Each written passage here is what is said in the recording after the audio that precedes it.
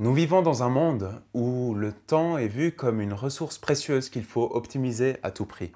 Chaque minute doit être rentabilisée. Nous devons être productifs, efficaces, toujours en mouvement.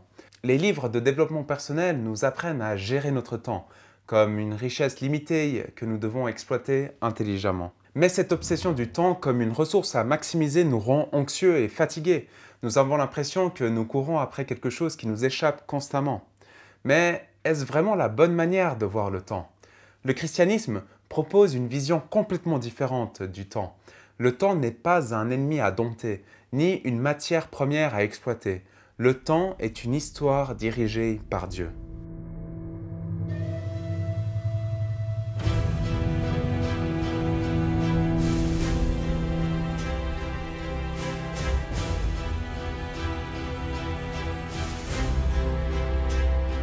Dans notre société moderne, le temps est perçu comme un capital précieux, mais limité.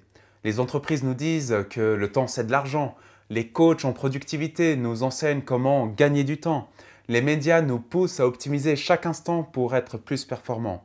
Et résultat, nous sommes pressés, stressés et constamment insatisfaits. Nous avons peur de perdre notre temps. Nous voulons tout faire, tout voir, tout expérimenter.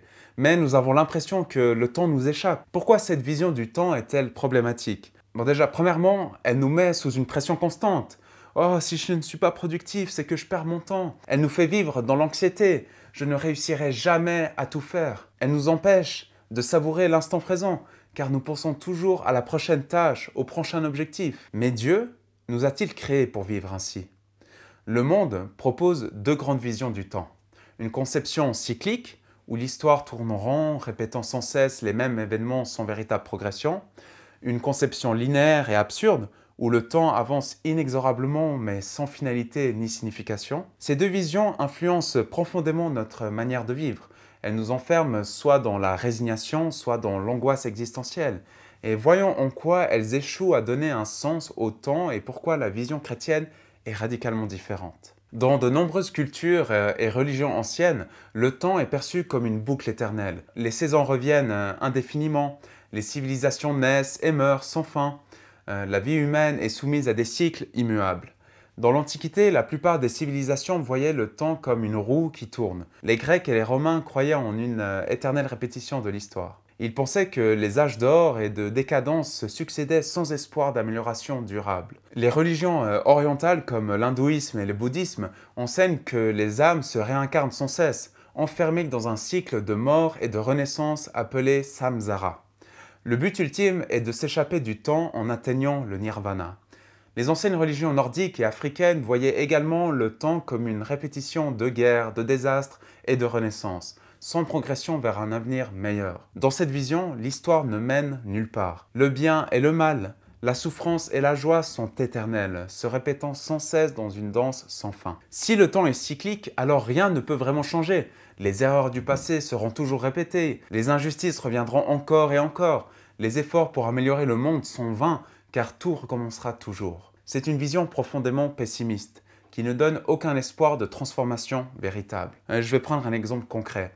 Imaginons un homme qui souffre d'injustice dans un monde où le temps est un cycle. Il pourrait se dire, mais à quoi bon lutter? Même si les choses changent temporairement, elles reviendront à leur état initial. Cela produit une mentalité de résignation et d'inaction. Cette vision est aussi profondément individualiste. Si le temps est cyclique, alors le seul moyen d'échapper à la souffrance est de fuir le monde, au travers de la méditation, de l'isolement spirituel.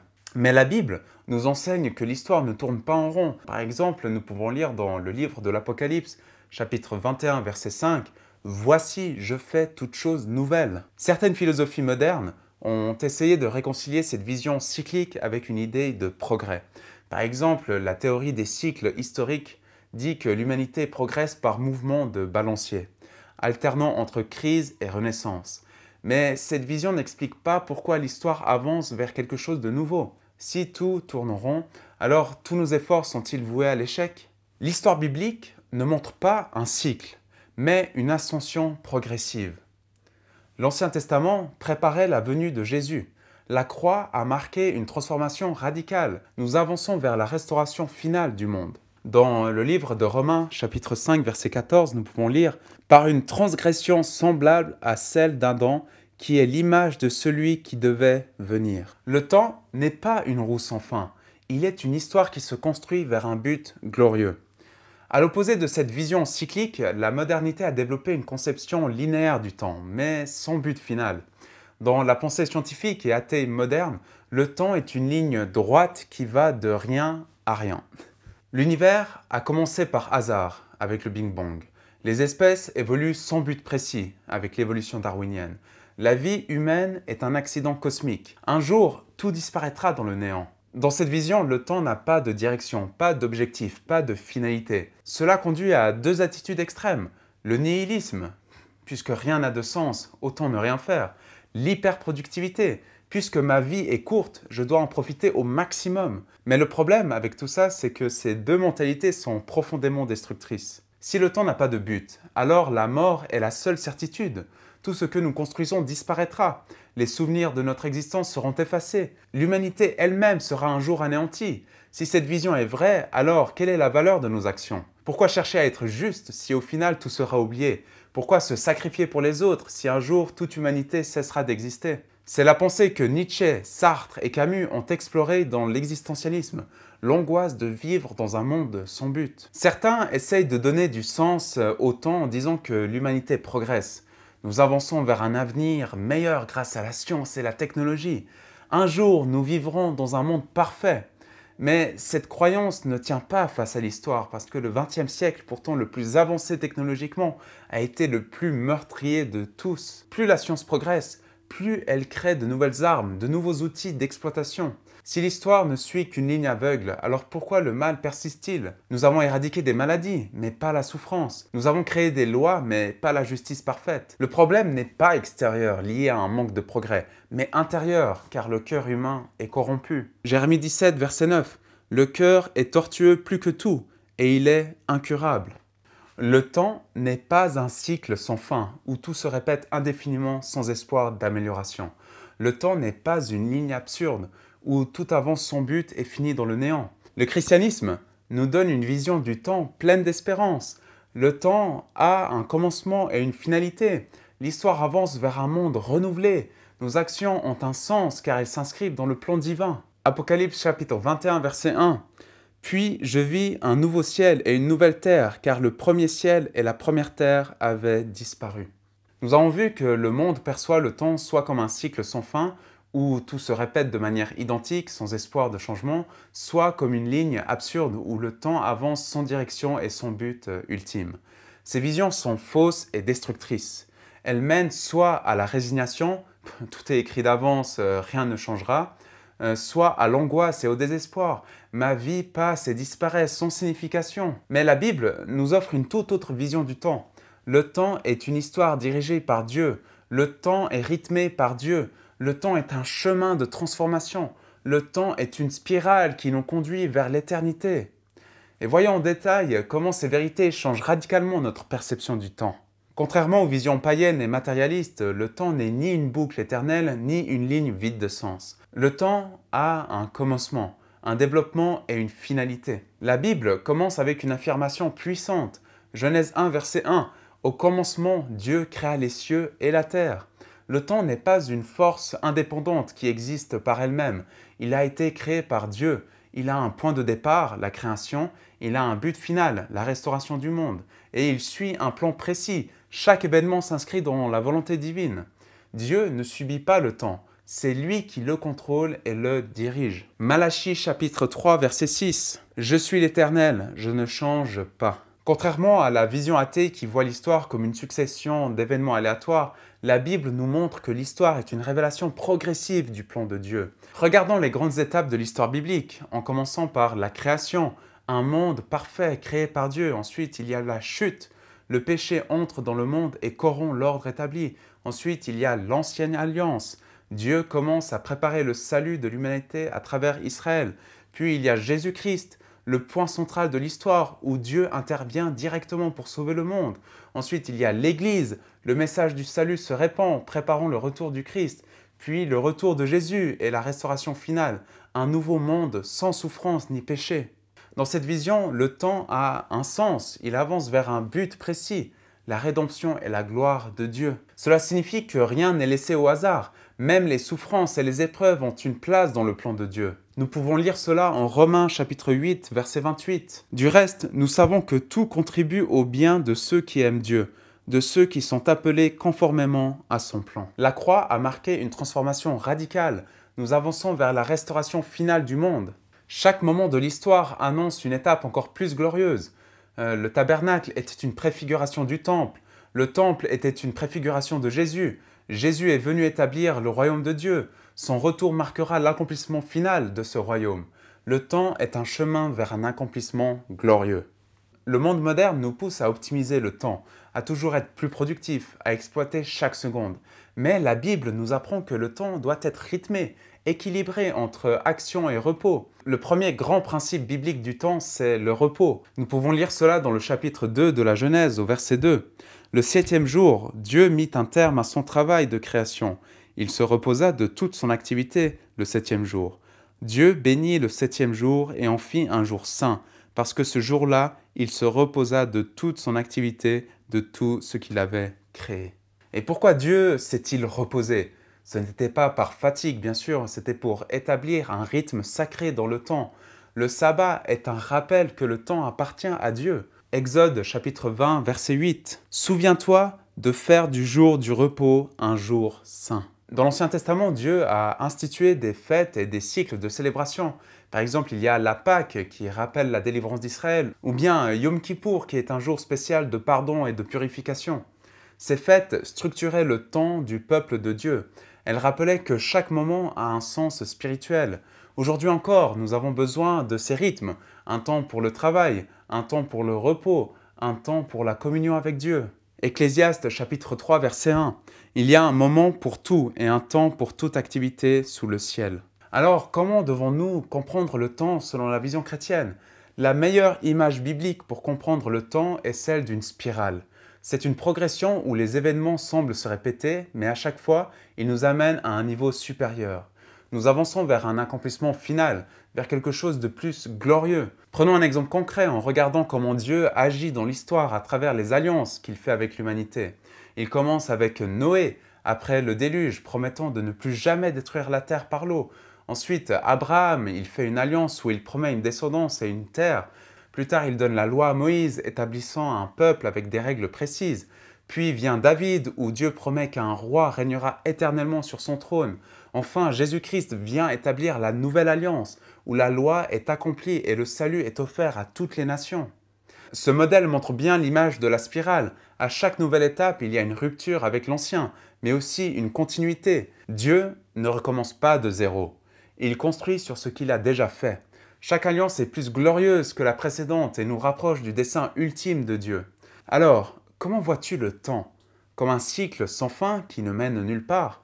Comme une ligne qui avance vers le néant ? Ou comme une spirale dirigée par Dieu qui nous amène vers une gloire de plus en plus grande ? Nous avons vu que la Bible nous présente le temps comme une histoire dirigée par Dieu, rythmée par des cycles ordonnés et progressant en spirale vers un accomplissement final. Mais cette vision du temps ne doit pas rester théorique. Elle transforme notre manière de vivre chaque jour. Dans le monde, nous voyons deux extrêmes. L'obsession du temps, il faut tout rentabiliser, ne jamais perdre une seconde. L'indifférence au temps, peu importe ce que je fais, rien n'a de sens. Mais la Bible nous enseigne une approche équilibrée et libératrice du temps. Dans la pensée moderne, nous avons tendance à voir le temps comme notre propriété. Nous disons « Ah, je n'ai pas assez de temps, je perds mon temps, j'aimerais avoir plus de temps ». Mais en réalité, le temps ne nous appartient pas. Il appartient à Dieu. Psaume chapitre 31, verset 15. « Mais moi, je me confie en toi, Éternel. Je dis, tu es mon Dieu. Mes destinées sont dans ta main. » Lorsque nous comprenons cela, notre rapport au temps change complètement. Nous ne sommes plus esclaves du chronomètre. Nous n'avons plus peur de manquer du temps. Nous réalisons que chaque jour est un don de Dieu, pas une ressource à épuiser. Nous ne sommes pas appelés à contrôler le temps, mais à l'utiliser avec sagesse selon la volonté de Dieu. Éphésiens chapitre 5 verset 16. Rachetez le temps, car les jours sont mauvais. Cela signifie que nous devons être conscients du temps qui passe, mais sans tomber dans l'angoisse. Le monde nous pousse à remplir chaque minute, à courir après les tâches, à optimiser notre temps comme si nous étions des machines. Mais la Bible nous montre une autre approche. Le temps n'est pas fait pour être rempli, il est fait pour être sanctifié. Dieu a mis en place le sabbat pour que l'homme apprenne à se reposer. Jésus s'est souvent retiré pour prier, montrant que même le ministère ne doit pas être une course permanente. Les moments d'attente ne sont pas du temps perdu, mais des moments où Dieu travaille en nous. Si nous voulons vivre selon la volonté de Dieu, nous devons apprendre à voir le temps non pas comme un poids, mais comme une opportunité de croissance et de communion avec lui. Dans notre culture, nous avons souvent du mal à accepter les différentes saisons du temps. Nous voulons que tout aille vite, que chaque projet réussisse immédiatement, que nos prières aient une réponse instantanée. Mais la Bible nous enseigne que chaque période de notre vie a un but. Il y a des saisons d'apprentissage où nous grandissons en sagesse. Il y a des saisons d'épreuves où Dieu nous façonne et nous fortifie. Il y a des saisons de bénédiction où nous récoltons ce que nous avons semé. Ecclésiaste chapitre 3 verset 11. Il a fait toutes choses belles au moment voulu. Il a même mis dans leur cœur la pensée de l'éternité, même si l'homme ne peut pas comprendre l'œuvre que Dieu accomplit du début à la fin. Nous ne voyons pas toujours ce que Dieu fait dans le moment présent, mais il agit à travers le temps pour nous préparer à son plan. Prenons un exemple biblique, Joseph. Il a été vendu comme esclave, emprisonné, oublié pendant 13 ans. Mais chaque moment, chaque épreuve était une étape qui le préparait à devenir gouverneur d'Égypte. Si nous comprenons cette vision, nous n'aurons plus peur du temps qui passe. Nous saurons que Dieu utilise chaque saison pour nous amener plus loin. L'une des leçons les plus difficiles à apprendre, c'est que Dieu n'est pas pressé. Abraham a attendu 25 ans avant d'avoir Isaac. Moïse a passé 40 ans dans le désert avant d'être appelé. David a été oint roi, mais il a dû attendre des années avant de monter sur le trône. Dans notre monde où tout doit aller vite, nous avons du mal à attendre, mais l'attente fait partie du processus divin. Nous pouvons lire cela dans le livre des Psaumes au chapitre 27, verset 14. « Espère en l'Éternel, fortifie-toi et que ton cœur s'affermisse, espère en l'Éternel. » Si nous comprenons que chaque moment a un sens, nous arrêterons d'être frustrés par les retards apparents. Nous apprendrons à marcher au rythme de Dieu. Mais la réalité, c'est que le monde nous encourage à vivre pour l'immédiat. Et profite du moment. Et attention, ne pense pas trop au futur. Ce qui compte, c'est ici et maintenant. Mais la Bible nous enseigne que le présent n'est qu'une étape vers l'éternité. 2 Corinthiens chapitre 4, verset 18. « Ainsi, nous regardons non pas à ce qui est visible, mais à ce qui est invisible, car les réalités visibles sont passagères et les invisibles sont éternelles. » Cela ne signifie pas que nous devons ignorer le présent, mais nous devons le vivre en fonction de l'éternité. Nos choix aujourd'hui ont des conséquences éternelles. Chaque moment de notre vie prépare notre destinée céleste. Notre temps sur terre est une préparation pour l'éternité avec Dieu. La Bible nous révèle que le temps tel que nous le connaissons ne durera pas éternellement. Encore une fois, Apocalypse chapitre 21 verset 1, il y aura un nouveau ciel et une nouvelle terre. À la fin des temps, le cycle de corruption et de souffrance prendra fin. Il n'y aura plus de mort, plus de maladie, plus de labeur épuisant. Nous entrerons dans un temps de communion parfaite avec Dieu, où tout sera renouvelé. Le concept même du temps limité disparaîtra car nous vivrons dans l'éternité. Si nous croyons en cette promesse, nous ne serons plus esclaves du temps, nous ne vivrons plus dans la peur de vieillir, nous ne serons plus frustrés par les délais de la vie, nous apprendrons à voir le temps comme un chemin vers la gloire de Dieu. Nous avons deux choix. Courir après le temps, l'optimiser, le craindre et finalement se sentir frustré et dépassé, ou bien accepter le temps comme un don de Dieu, le vivre avec foi et patience et marcher dans son plan. Dieu ne nous appelle pas à subir le temps, mais à marcher avec lui à travers chaque saison. Alors, vas-tu continuer à voir le temps comme une contrainte, ou vas-tu choisir de le voir comme une opportunité de grandir avec Dieu et d'avancer vers son royaume éternel ?